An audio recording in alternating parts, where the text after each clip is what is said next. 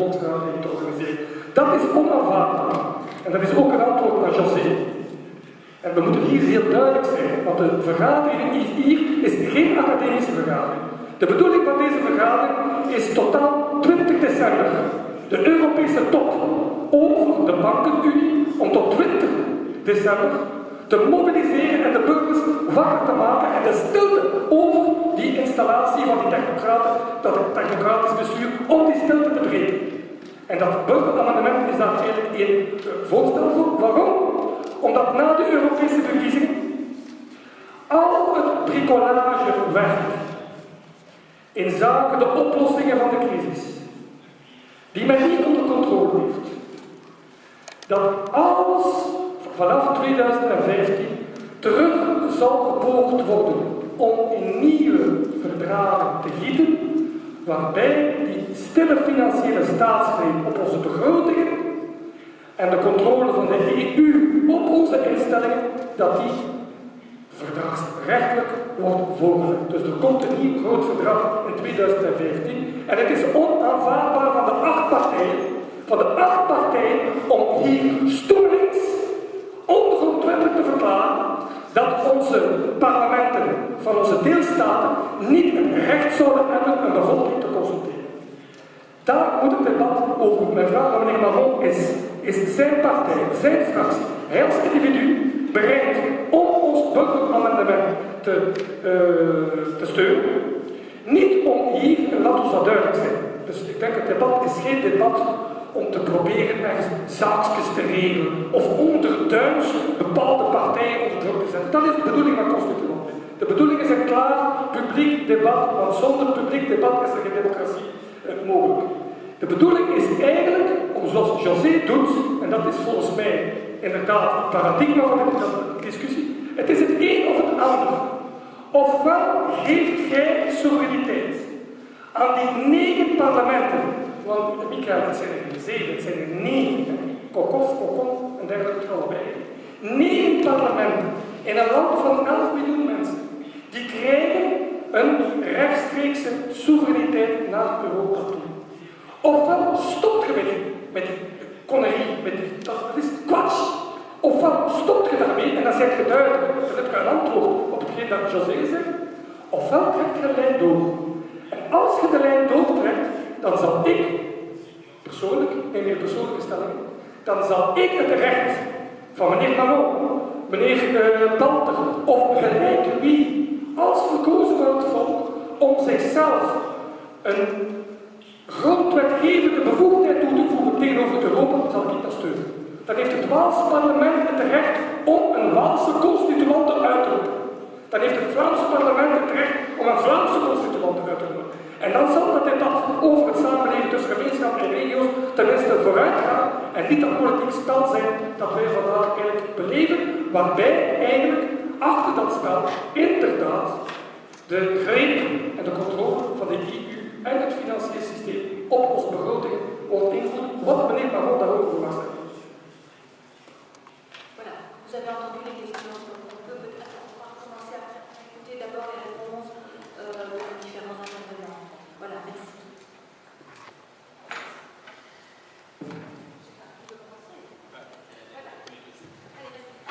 Donc j'ai été interpellé sur plusieurs sujets.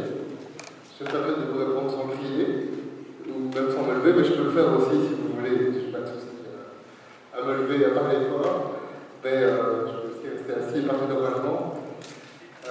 Je le dis parce que je pense que à la fois il y a des raisons d'être fâché sur plein de choses. Je pense que le premier problème soulevé ici, et qui est un problème un peu plus réel, c'est la déconnexion entre les décideurs et la population. Voilà. Ça, c'est clairement une réalité. Elle est à son apogée au niveau européen. Même si des choses inexactes ont été dites, le Parlement européen a plus de pouvoir maintenant qu'il n'y en avait il y a 15 ans, parce qu'un certain nombre de matières sont soumises à codécision et que s'il n'y en a pas un accord du Parlement, elle ne passe pas. Néanmoins, il est évident que ce n'est pas le modèle idéal. Le Parlement européen devrait encore avoir plus de pouvoir par rapport à la Commission et surtout par rapport au Conseil des ministres. Mais je vous signale que le Conseil des ministres, ce sont nos ministres.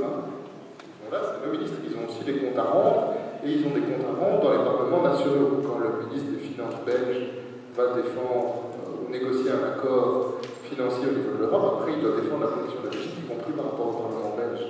Néanmoins, il est clair que le Parlement européen n'a pas suffisamment de pouvoir par rapport aux deux autres instances que sont la Commission et le Conseil des ministres, mais il en a beaucoup plus qu'avant.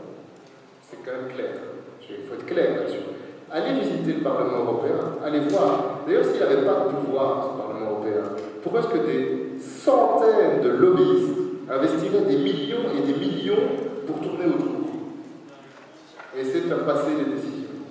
C'est l'illustration qu'il en a, le Parlement européen. Tous ces myriades de lobbies en tous sens qui sont là.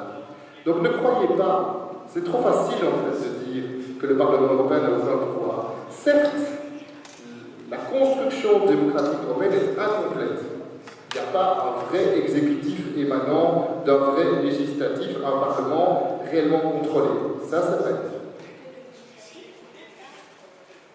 Non. Alors, il y a des... Non, absolument pas. C'était le cas de l'initiative, mais sur quelle base? Y compris des bases qui peuvent venir du Parlement européen ou d'initiatives citoyennes. Maintenant, s'il y a, je ne sais plus combien de dizaines ou centaines de milliers de signatures avec X pays, oui, mais ils y arrivent. Ah oui, bien entendu. Alors, elle doit justifier des signatures et des pétitions avec 1 million de signatures et renvoyer vers l'opinion publique, on s'assied dessus. Et on n'en a rien à cirer. Bien entendu qu'elle peut le faire, d'accord, elle peut le faire. Néanmoins, c'est possible. Donc, tout ça est imparfait. Tout ça n'est pas suffisamment démocratique et pas suffisamment lisible. Je suis bien d'accord. Mais c'est un petit peu mieux que ce que ça n'était avant. Et peut-être suis-je trop optimiste, mais je pense qu'il faut continuer à faire pression pour aller dans cette direction-là, de démocratiser l'Europe. Allez au Parlement européen. C'est ouvert, hein. Vous pouvez aller voir les discussions. Vous pouvez prendre contact avec vos députés européens. Vous allez sur Internet, vous trouvez toutes leurs coordonnées. Vous pouvez leur écrire, vous pouvez vous mobiliser. Vous pouvez vous aussi faire pression, demander les comptes, les inviter. Je vous assure, les députés européens écolos, et je pense que c'est sur ce parti, ils viennent. Si vous leur dites, venez vous expliquer ce que vous avez fait au Parlement européen, ce que vous avez fait avancer, là où vous avez perdu, etc., ils viendront, hein. Ils viendront. Ils sont quand même élus par vous aussi, en fait, ces gens-là. Alors certes, c'est un système complexe. Le Parlement européen n'a pas assez de pouvoir. L'Europe, c'est une myriade de pays, une myriade de régions, des décisions compliquées, effectivement des lobbies puissants, de l'industrie, etc. Il y a heureusement aussi des lobbies qui ne sont pas ceux-là. Hein, sur les directives REACH, par exemple, sur les produits toxiques, certes, l'accord n'est pas suffisamment bon, mais on avance quand même vers l'interdiction d'un certain nombre de produits qu'avant étaient autorisés à la vente. Ok, pas assez. Et évidemment, Bayer et les autres font pression pour continuer à vendre leur merde. Mais néanmoins, il y en a d'autres qui font pression et mettent en exergue que ça ne va pas et qu'il faut aller plus loin, etc. Il y a des combats, il y a des luttes et tout et tout. Donc, il faut s'organiser aussi à ce niveau-là, pas juste dire oulala, c'est anti-démocratique, ça ne va pas et rester les bras ballants. Il y a un certain nombre de leviers et de moyens d'action. À un moment, il faut se mobiliser, interpeller les partis, interpeller les élus, aller au Parlement, organiser des colloques, des conférences, des trucs. Il y a des portes d'entrée maintenant. Si seules les grandes entreprises se donnent les moyens de lobbyer l'Europe, c'est elles qui vont prendre le plus de pouvoir. À un moment, les citoyens, eux aussi, de différentes manières, doivent rentrer, y aller, essayer d'obtenir des choses, demander des comptes. Ça, c'est quand même la première chose que je voulais dire. Sur la 6e réforme de l'État, c'est vrai que c'est aussi une opportunité, je ne l'ai pas suffisamment dit, je ne sais pas où est le monsieur qui me posait des questions sur la 6e réforme, monsieur plus âgé. Ah oui, vous êtes là, pardon, excusez-moi, vous étiez là, c'est pour ça que vous avez perdu 2 minutes de pied. Donc c'est vrai, j'ai essayé de le dire en disant si ministres compétents à Bruxelles pour la santé, 3 en Wallonie, ça ne permet pas de faire une politique territorialisée, ça pose des problèmes. J'ai parlé aussi de la capacité qu'aura maintenant la région wallonne à supprimer les provinces, par exemple. La 6e réforme de l'État, elle ne vient pas non plus que des méchants flamands qui veulent garder tous leurs sous. Hein, parce qu'il y a des francophones qui sont obligés de céder le moins possible et d'être sur la défensive. Il y a un certain nombre de choses en renouveau politique qui ont été obtenues, mais aussi il y il y a des mouvements en Wallonie, à Bruxelles et en Flandre qui réclament que l'État soit mieux organisé au service des gens. Au service des gens. Et l'accord francophone vous dit que la communauté française va perdre un certain nombre de pouvoirs, etc. Oui, mais croyez-moi, ça n'est quand même pas facile d'organiser une politique sur un territoire où on a sur une même compétence le fédéral, les communautés, la communauté ou les communautés à Bruxelles et la région qui sont compétents sur le même bazar. À un moment, c'est illisible. Les citoyens ne comprennent pas. Qui est compétent pour l'enseignement à Bruxelles? Qui rend des comptes? Je veux dire, les gens, ils votent. Moi, je suis élu au Parlement bruxellois. Mais je veux dire, je n'ai aucun levier sur l'enseignement à Bruxelles. Quasiment aucun. Et encore moins sur l'enseignement néerlandophone. Et donc la ministre de l'Enseignement, etc., elle est élue en Wallonie. Les Bruxellois ne peuvent même pas la sanctionner ou non, etc. Et les Wallons, ça aurait été la même chose si cette ministre avait été bruxelloise. Et idem pour la ministre, ça pose quand même des problèmes et des questions. C'est pas juste, voilà, il faut rendre des services au service des gens. Quand on veut faire maintenant de l'accueil de la petite enfance, c'est un véritable enjeu en Wallonie à Bruxelles, encore un peu plus à Bruxelles qu'en Wallonie, mais néanmoins. C'est impossible de planifier ça. La région finance les briques.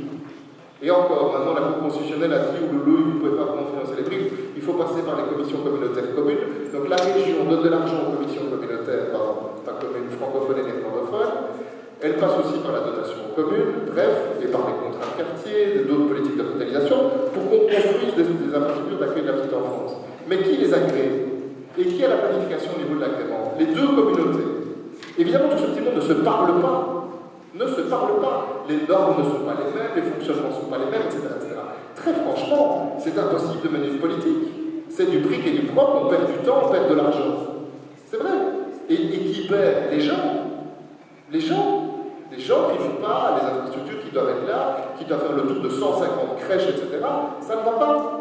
Donc, réformer l'État, potentiellement, sur ce problème-là, la réforme ici ne va pas solutionner les choses sur cet exemple-là, mais sur d'autres, elle simplifie un petit peu. Ça peut aussi être au bénéfice des gens, histoire d'avoir des structures qui sont plus claires, plus démocratiques, plus limpides.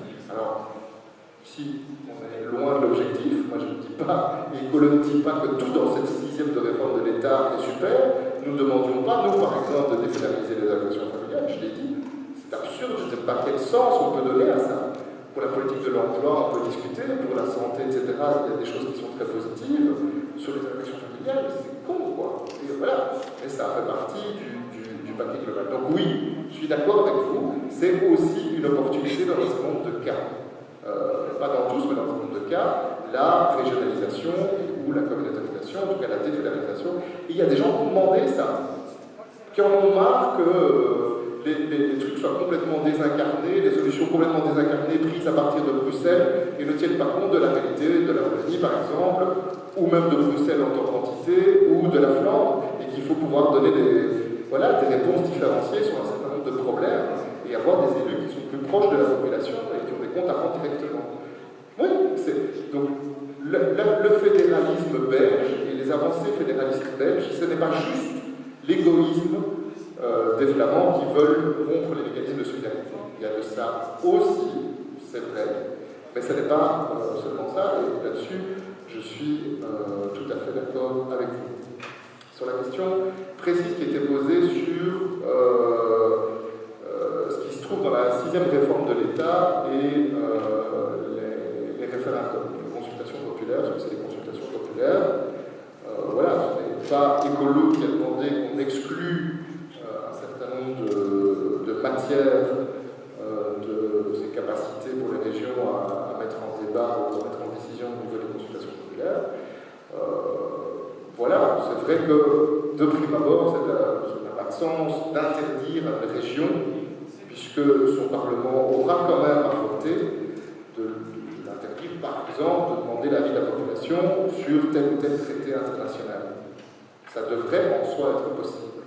Oui, mais voilà, ici ils ont voulu protéger, mais c'est clair, je veux dire, là, oui, protéger la politique européenne et empêcher, par exemple, la région wallonne, la région bruxelloise, de dire, ok, nous, pour le TSCG, TSCG, par exemple, on va soumettre ça à consultation populaire avant de se positionner nous-mêmes. Voilà. Il faut quand même entendre la logique derrière, c'est que si une des trois régions, enfin même plus, un des parlements, y compris le Parlement germanophone, ne vote pas, ça bloque l'adhésion globale de la Belgique. Et donc, sur tous les traités internationaux, qu'ils soient le TSCG ou tout autre traité international.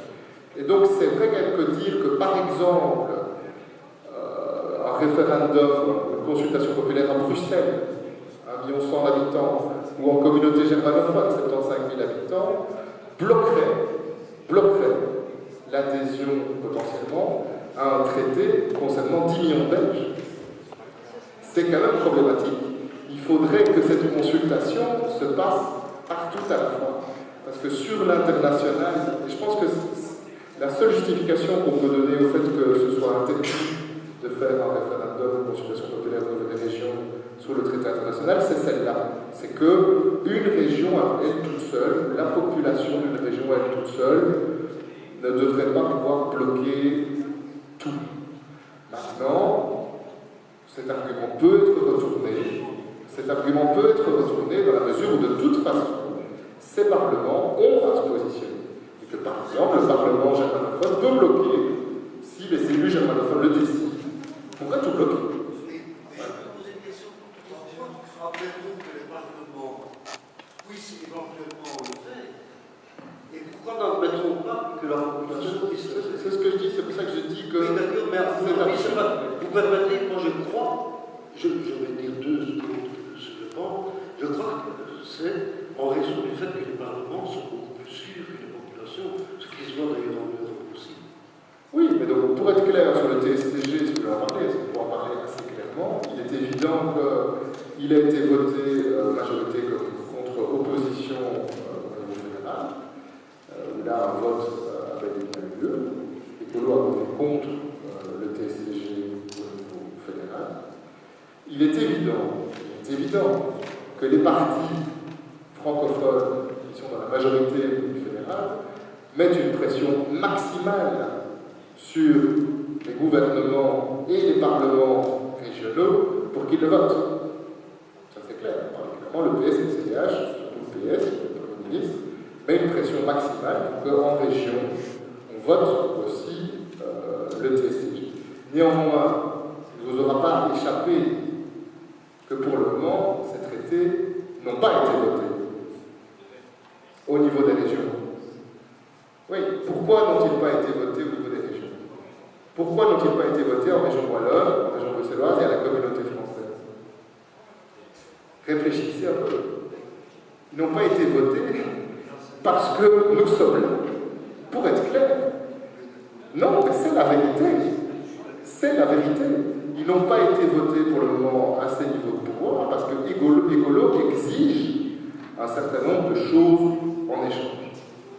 Voilà. Donc, dans les exigences, pour être clair, c'est de dire, si jamais on doit voter ce truc, peut-être que finalement on ne le votera pas, je n'en sais rien. Je veux dire, la pression est maximale venant du Premier ministre et du fédéral pour que ce soit voté partout au plus vite.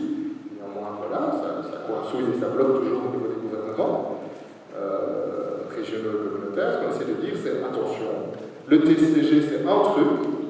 Il y a d'autres traités européens, y compris les traités fondateurs, qui expliquent pourquoi l'Europe est là. Et dans les prescriptions de ces traités, qui n'ont pas de moins de valeur juridique que le TSCG, il y a l'égalité sociale. La recherche et la promotion de l'égalité sociale. La défense de l'environnement. C'est-à-dire que les objectifs sociaux et environnementaux de promotion, d'amélioration des conditions sociales et environnementales sont aussi dans les traités européens. Pas dans le TSCG, mais dans d'autres. Et ces traités-là sont d'application. Et donc, l'idée c'est de dire, le TSCG c'est une chose, il y en a d'autres. Et donc, respecter les obligations liées au TSCG, peut-être, mais uniquement si ça ne met pas en péril les autres objectifs. Parce qu'on ne peut pas respecter les objectifs du TSCG en mettant en péril soit les équilibres sociaux, soit les équilibres environnementaux, tous des trucs qu'on est censé faire au regard des autres traités européens. Voilà, c'est un jeu un petit peu compliqué, je l'admets. De quoi? Quel est le traité qui va gagner? La question, ça va être de savoir qu'est-ce qui se passe si un État dépasse, donc est en déficit excessif, au regard des traités. Bon. Qu'est-ce qui va se passer?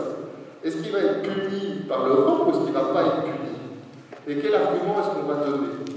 Si dans l'État en question, au moment de la transposition dans les règles nationales, on a dit, ok, ça existe, mais il y a un certain nombre d'obligations sociales et environnementales et des obligations de résultat, et respecter votre norme budgétaire va mettre en péril ces objectifs-là, et nous vous le démontrons, ce sera un dialogue entre l'État en question et les entités en question et la Commission européenne. Mais j'imagine mal la Commission européenne commencer à entraîner la Belgique dans des démarches ou dans des procédures comme celle-là. Voilà, on est à la fois dans la symbolique et du bras de fer, mais je pense qu'il est temps de réaffirmer, et c'est normal que la société civile le fasse, c'est normal que, avant toute chose, on n'est pas là pour mettre des chiffres dans des colonnes. Avant toute chose, on est là pour trouver des solutions pour les gens et des solutions aux problèmes sociaux, économiques et environnementaux pour maintenant et pour demain. Et que ça nécessite aussi d'investir dans des solutions. Et que les États doivent garder les capacités d'investissement.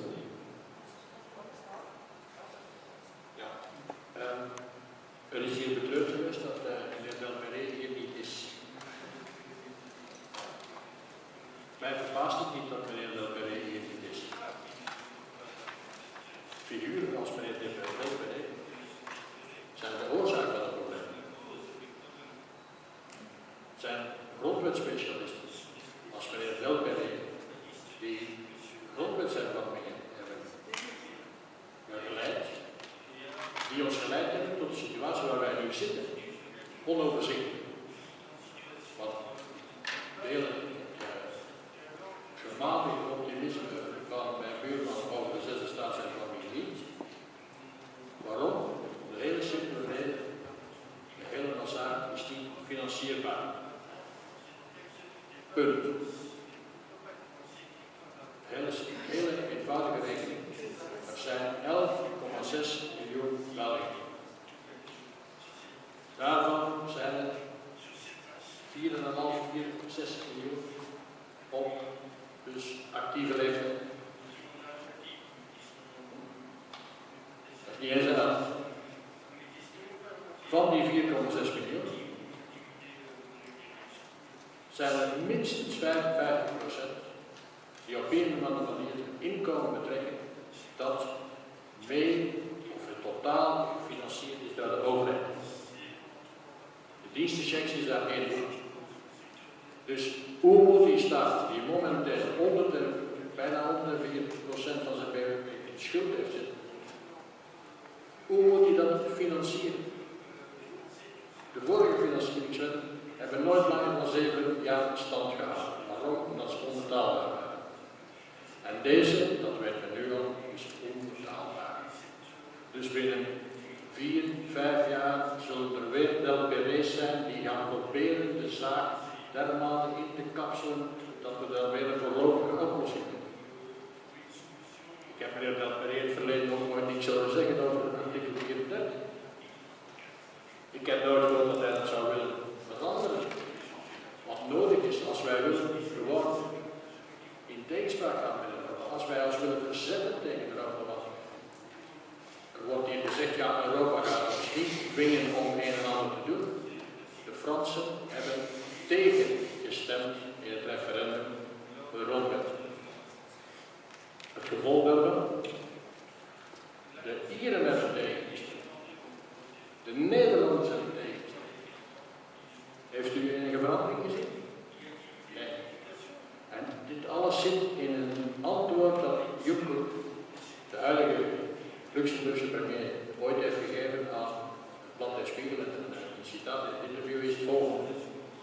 Wij, zegt hij in gesprek over de Europese leiders, Wij, zegt hij, komen naar voren met een voorstel. Voelen wij weerstand, dan gaan we lichtjes achteruit. En dan wachten we op het geschikte moment om het ook door te brengen. En dat is de hele mechaniek van Europa, waar dus geen enkele, maar dan ook geen enkele controle op staat. En het parlement heeft ietsje meer bevoegdheden dan in het verleden. Maar het parlement is, neem maar op, vooral een machine die de partijen, de traditionele partijen vooral financiert. Want niemand durft vandaag de dag bekend hoeveel politieke partijen betrekken uit de Europese kas. Dus vandaar die voorzichtigheid van de traditionele partijen. Als men op dit punt komt. En daar zijn de partijen de grote schuldig. Vooral de traditionele partijen die dit systeem hebben gewend. De financiering van onze partijen nu tegenwoordig gedaan. Het is eigenlijk gekalkeerd op het principe van Europa. Dus de manier waarop Europa partijen betaalt. Zo gezegd om de Europese boodschap uit te dragen.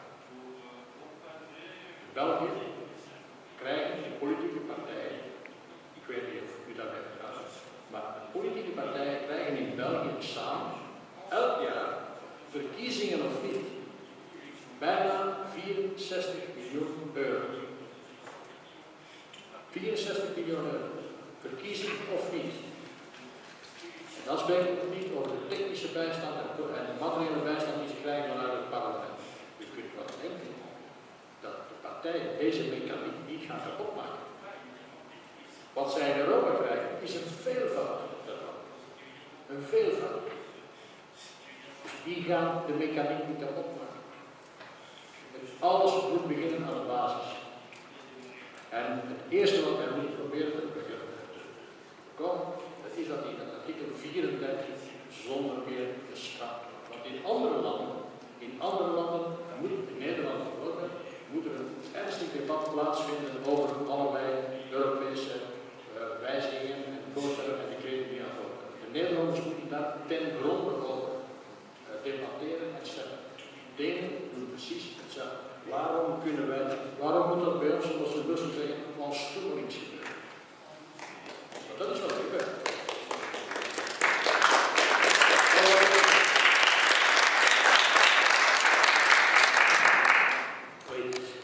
Oui, je vais essayer de dire quelques mots en français juste sur ça, si je m'appelle là. Concernant le traité d'austérité, là, vous avez dit, si j'ai bien compris, c'est grâce à vous que ce n'est pas encore venu dans le Parlement, avec vous voulez dire écolo. Alors, je connais un peu l'écolo chez nous, le côté germanophone. Pour le MES, ils ont voté pour. Ils n'ont pas besoin de voter pour. Pourquoi? Parce que la majorité vote pour. Ils pourraient être contre. C'est juste un député qui était absent, qui a bien expliqué qu'il dit non. Mais sinon, maintenant, le traité d'austérité, pourquoi il n'est pas encore là?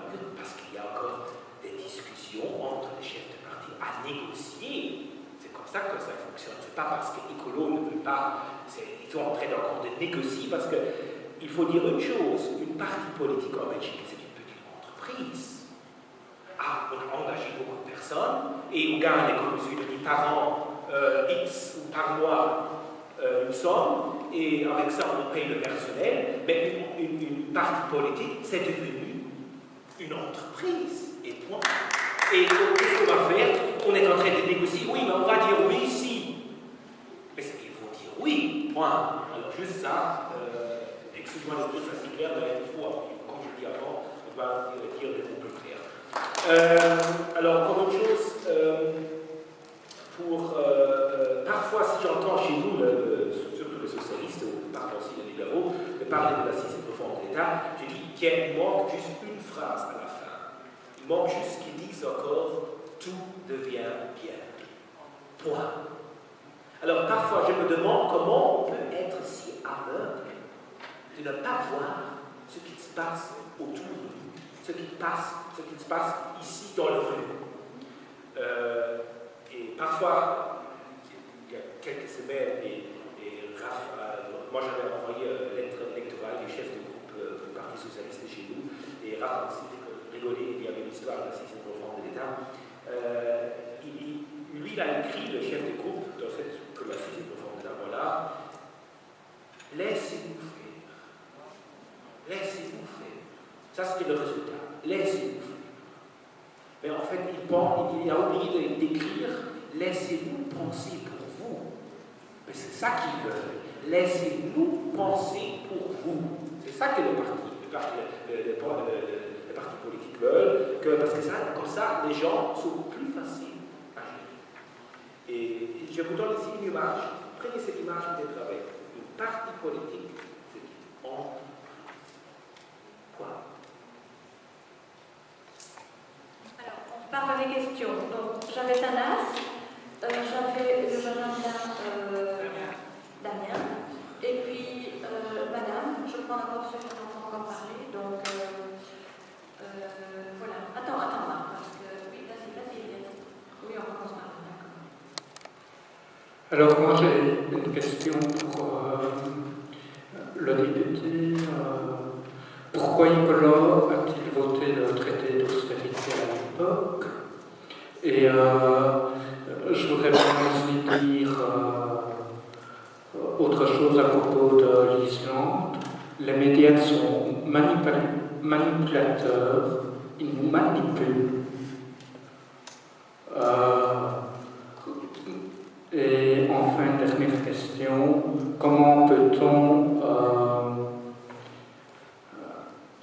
réunir beaucoup de personnes sur ce thème? Merci. Encore la réponse. On ne sait pas comment faire. Alors, ici encore, Madame.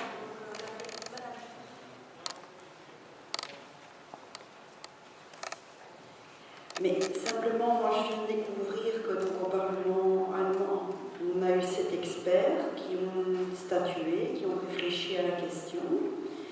Moi, je suis sur cette problématique depuis un an, je cherche, je me documente, j'ai pas tout compris. J'ai été assister à une rencontre où il y avait des personnes qui ont évidemment voté toute une série d'histoires, Madame Arena, M. Miller, M. Gilles Quinet et M. Tenzingli. On leur posait des questions, ces gens étaient absolument incapables de répondre aux questions, non seulement des personnes qui étaient là, qui avaient un petit peu étudié les dossiers, mais des questions beaucoup plus basiques du peuple, enfin des petits gens comme moi, qui leur posions des questions basiques. C'était effrayant, moi j'en ai été effrayée, je me suis dit mais c'est pas possible, ces gens ont voté, ils ne comprennent rien. C'est peut-être faux. Donc moi je demande qu'on me rassure un petit peu par rapport à ça. Est-ce que les gens qui ont voté ces textes pour le moment anti-SCG, est-ce qu'ils ont compris? C'est tout. Voilà. Voilà, alors le grand monsieur devant juste ici, avec le casque sur les oreilles.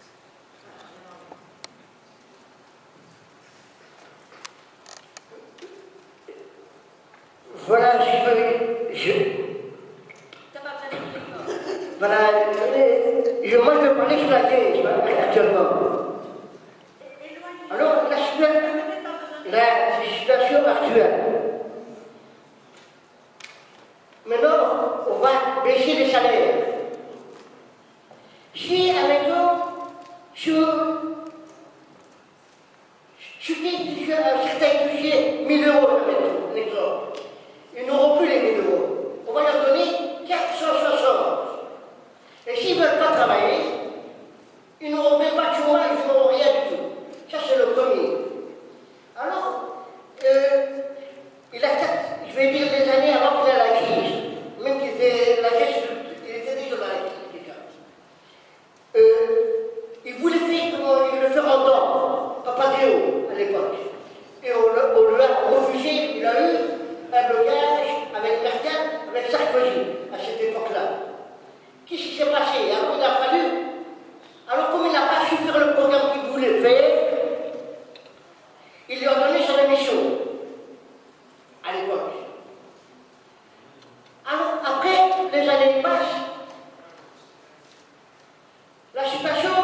comment dire, depuis qu'il est rentré quand même la Grèce à l'Europe, depuis la monnaie unique, l'économie descend en pire en pire. C'est toujours la crise. Ce n'est pas mieux. C'est vraiment critique la crise. Alors, maintenant, je suis allé le 2 mai 2013 à Athènes, à Pâques, comme c'était pas orthodoxe. Je suis allé là-bas. Et j'ai rencontré des femmes, j'ai des femmes qui travaillaient pour 5 € la journée. Il avait quoi? Peut-être 3, 4 ou 5 heures, même pas. Et alors il y en a qui travaillent même pour rien. Ils n'ont pas le de leur social, rien du tout. Et ils allaient travailler dans les églises là-bas. Ça, je l'ai vu. Alors, après, je reviens maintenant avant qu'il y ait la crise. À cette époque-là. C'était à l'époque André Papandréou. Les gens vivaient bien en Grèce. On prenait les bus, on allait au taxi. C'était. Les gens étaient riches. Et le gouvernement des pauvres ne payait pas de taxes. Ça, c'est le comment dire. Alors, les années qui ont passé, maintenant qu'il y a eu le nouveau gouvernement, on a fait les votes, on a mis ça par là. Maintenant, ce mois-ci, on leur a donné 8 milliards. 8 milliards de leur a donné. Qu'est-ce qu'ils ont fait le gouvernement? Ils ont mis à leur poche. Ils ne se sont foutus de la population. Et la population, ils chauffent. Ça, c'est le premier. Est-ce que tu as Alors, je viens maintenant le dernier point le plus important. Après, je donne la parole à quelqu'un. Je suis venu le matin. J'ai dit, ça m'a choqué, ça m'a pas choqué. Je suis venu ici à 6 h du matin à la Gare du Nord. À la Gare du Nord. Combien j'ai vu à la sortie de la gare, dans les bancs? Combien qui dort? Qu'est-ce qu'il fait le gouvernement? On ne leur fait rien pour ces gens, pour les aider. Alors après, il y a un problème qui se présente. Alors, M. Alain, qui avait parlé là, des maisons de propos et tout ça, c'est des bêtises, c'est des voleurs. Ils sont maltraités de ces trucs-là. Je connais des personnes comme ça. On leur prend leur salaire, leur pension, et ils sont pas bien. Et après, il y a les maisons communautaires qui n'ont pas parlé de ça. Combien il y a des jeunes femmes, des jeunes filles, que leur prend leur salaire, et ils sont là, tous les misérables. Ils m'ont dit, plus que petit, voilà, au lodo, à Liège. C'est ça qu'il faut garder. On ne fait rien. Merci. Alors après, qu'est-ce que je peux dire? Je peux dire plein de choses. Je suis indépendant. Merci beaucoup. La situation est grave. Et alors quand il dit, M. Marat, il faut le changement. Il a raison. Super. Le changement. Il faut sortir de l'euro. Mais moi, c'est ça que je veux. On doit sortir de l'euro. Super. Alors, le changement. Et c'est pour les années qui sont les partis traditionnels au pouvoir. On va changer. Mais, à mon avis, il n'y aura pas de changement. On l'espère. À mon avis. Nana, je peux te demander de stopper? Voilà. La situation va être comme ça, à mon avis. Comment dire, 2014, le 25 mai. Ce sera la NBA qui sera au pouvoir. Et ça va parler. On va souffrir, tout le monde va souffrir. Personne dans la maison. Et en plus. Non, stop. En plus. Non, stop. Non, Nana. Elias, s'il te plaît. En plus. C'est vie. Au mois de septembre, certains chômeurs vont être licenciés de 150 €. Oui. Et en 2015, ce sera fini. Certains vont être grillés de chômage. Nanas, maintenant on va donner la parole à nos intervenants. Merci beaucoup. On a compris que tu étais placé et que tu nous as dit ça. C'est super. Merci beaucoup pour ce témoignage. Merci. Il faut changer pour quelque chose. Oui, on va faire quelque chose. C'est pour ça qu'on est là. Voilà, moi je vous propose. Qui veut répondre d'abord? Parce qu'on a eu 3 questions. Wel, mag ik even zeggen, er is een groot misverstand. De meneer die tussenkomt denkt dat die miljarden naar de witte gaan. Die miljarden gaan naar de banken. Ja. Die gaan niet naar de witte. En je ziet dat trouwens, dat bij elke storting, nieuwe schijf die gestort wordt, wat ziet men? Dat is dat die banken plots Duitse obligaties beginnen te kopen. Met dat geld. En ik kan u ook geruststellen. Het kan zijn dat er in Griekenland mensen zijn die €5 per dag verdienen. Hier op de grote werven in Brussel, grote bouwwerven, werken Brazilianen 2 euro per uur. 2 euro. Binnengebracht vanuit Portugal door Zuid-Afrika. En men zegt mij vanuit vakbondskringen, sociale inspectie is onbestaande. Elke klacht wordt dermate uitgevoerd dat het tot niets leidt. Dus de toestanden die u beschrijft in Griekenland, en ik sympathiseer met u, maar ook wij beginnen dit te voelen. En dat is misschien toch wel eens nuttig dat mensen dat beseffen, wat zich onder hun ogen afspeelt. En ik heb niet de indruk dat men daar politiek zwaar in geïnteresseerd is.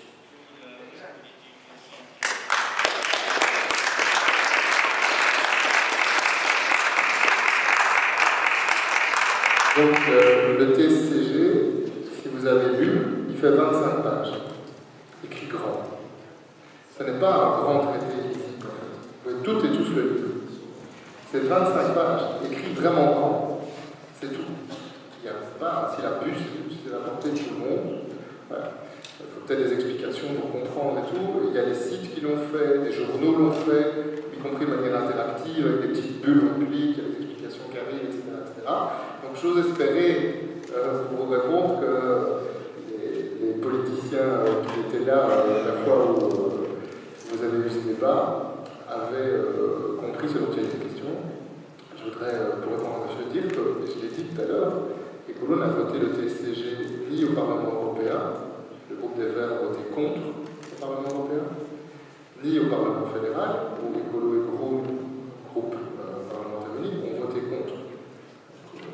Pour le moment, à aucun endroit, Écolo n'a voté pour, notamment parce qu'au niveau fédéral, il n'y a rien d'autre qu'un assentiment pur et simple. Ils n'ont rien mis sur les objectifs sociaux et environnementaux, rien. Il n'y a pas une virgule. Bon. Donc voilà, il me semble devoir être clarifié. Sur la politique salariale, vous avez raison, moi on m'a demandé de parler ici de la 6e réforme de l'État, pas de la politique menée par le gouvernement Di Rupo et des mesures d'austérité qui sont prises et qui ont des effets dramatiques. En fait, même les socialistes eux-mêmes en fait, le disent. Il ne faut même pas être dans l'opposition ou être dans la société civile. L'association des communes volet CPS, l'Union des villes et des communes volet CPS, tirent tous la sonnette d'alarme en disant attention, nous avons de plus en plus de gens qui viennent chez nous parce qu'ils sont exclus des dispositifs de chômage ou ils ont une telle baisse de leurs allocations qu'ils sont obligés de venir chez nous maintenant, ce qui met les CPS sous pression, par-delà en partie le fédéral, mais aussi les communes sous pression, et les communes les plus pauvres, les plus sous pression, ce qui est complètement injuste. Complètement injuste. Les communes qui sont déjà sous pression parce qu'elles ont beaucoup de population pauvre le sont encore plus. Et ça avait été dit dès le départ par les syndicats, par nous aussi, quand ces mesures ont été mises sur la table, mais c'est ça qui se passe et ça a des effets dramatiques. Oui, mais évidemment, la GTB l'a dit en son temps. En attendant, la GTB siège dans les organes décisionnels du Parti Socialiste, ça c'est aussi la réalité. Donc la GTB s'arrange aussi avec elle-même et avec le parti qu'elle soutient par ailleurs toujours quand il est temps de voter. Les SMS et les mails volent dans tous les sens et la GTB dit bien à ses affiliés de voter socialiste. Donc, qui règlent aussi leurs problèmes par ailleurs. C'est très bien qu'ils tirent la sonnette d'alarme, mais de temps en temps, qu'ils soient conséquents par rapport aux sonnettes d'alarme qu'ils tirent. Voilà. Les politiciens vont. Attendez, moi je voudrais juste répondre à madame parce que je pense qu'elle a posé une question extrêmement importante. Je pense que Raph, tout à l'heure, vous a expliqué le fonctionnement de M. Delperré, qui connaît très très bien ce qu'il fait. Hein? Et donc, j'étais présente ce jour-là lors des débats au Sénat, et donc je me suis dit, mais ce type ne va jamais voter, parce que je l'entendais parler à ma place par rapport à ce traité. Hein? Et puis bon, il y a eu tous les remous dont on vous a parlé, et puis il est arrivé, mais il était à 2 mètres de moi, je me dis, mais écoutez, je ne vous comprends pas. J'ai cru que vous étiez vraiment contre. Alors, il a répondu effectivement, mais vous savez, ce n'est quand même pas Francis Delperré qui va faire tomber le gouvernement. Donc déjà, il y a un hiatus entre ce qu'ils disent et ce qu'ils font, ça c'est une chose. Pour le reste... Ah, évidemment, c'est évident, c'est sûr ça. Mais pour le reste, j'ai eu l'occasion d'être députée au Parlement wallon pendant quelques années et d'être conseillère communale dans un conseil communal de village. Si vous saviez, madame, à quel point nombre de députés ou de conseillers communaux ne savent pas ce qu'ils font, ne lisent pas, ne travaillent pas, c'est incroyable. C'est dramatique. C'est dramatique. Voilà. Je voulais vous le dire. Maintenant, il y en a aussi beaucoup qui travaillent, mais il y en a aussi beaucoup qui ne travaillent pas. Et peut-être que la balance penche de l'autre côté. C'est exemplaire, mais cette expert va venir, cette personne au travail courant. Parce qu'il n'y a pas que le traité, il ne faut pas déconner. Il y a tout le reste. Il y a la dette, ça c'est magnifique. Daarop ingaat. Sorry, waarom, maar u bent hier de voorstander van de staatshervorming en de pleitbezorger van een sociale transcriptie in ons meldingsrecht van het soberheidsverdrag. Ik zou je 2 vragen willen stellen. Ik zou u uitnodigen om te willen kijken naar de tekening die ik gevonden heb op het Vlaams parlement. Dit is het scorebord